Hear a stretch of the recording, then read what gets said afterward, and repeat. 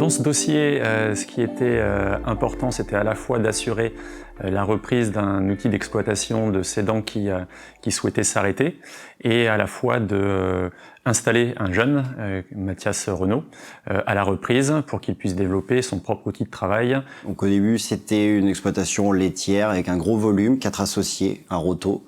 Très beau domaine sur 180 hectares. Au début, ça a été compliqué parce que la SAFER n'est pas rentrée dès le début, en fin de compte, dans la vente. On a essayé de vendre l'exploitation à l'identique. Pendant un an, il ne s'est rien passé, personne s'est positionné. Et au bout d'un an, on a fait le choix de proposer le bien bâtiment seul pour avoir accès au foncier. Et c'est à ce moment-là que j'ai demandé l'aide de la SAFER, d'Aurélien Turini, pour qu'il fasse l'intermédiation locative. Ouais, le deal, en fait, c'était d'acheter l'assise foncière via les bâtiments, parce que le foncier n'étant pas propriété de l'exploitation. Après, ce qu'il faut être confiant aussi, c'est que ça aurait fait un pécule énorme à sortir, d'acheter les terres en plus des bâtiments. Sans la terre, l'exploitation elle perd de la valeur. Et donc là, en fait, le bien, il a pu être transmis d'une main à l'autre sans risque d'être effrité. À nous, le jour où la SAFER est rentrée sur l'exploitation pour faire la vente, on savait déjà que c'était bien pris en main. On savait qu'avec Aurélien, les choses étaient cadrées, étaient claires. Donc on savait que derrière, la reprise aurait été beaucoup plus simple. Alors c'est un dossier assez classique dans le cadre où il s'agit d'une transmission agricole, ce que nous faisons historiquement.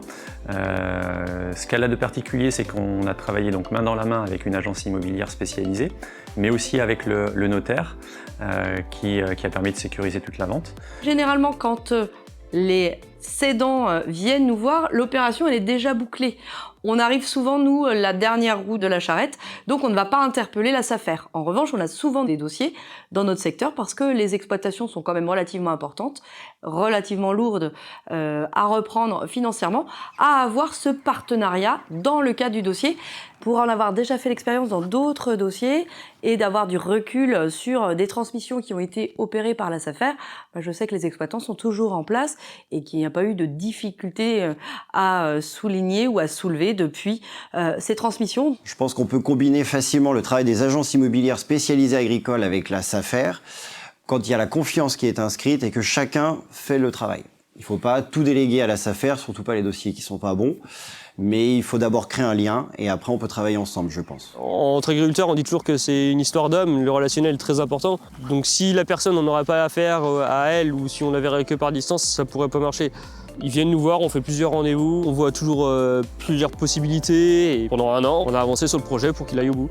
Mathias, je lui souhaite toute la réussite qu'il mérite, je lui souhaite surtout d'y arriver, je lui souhaite de pouvoir évoluer encore s'il a envie dans ses souhaits qu'il aura, et puis qu'il fasse perdurer aussi, même si ça ne sera pas sous le même nom, qu'il fasse perdurer notre ancienne exploitation, quoi.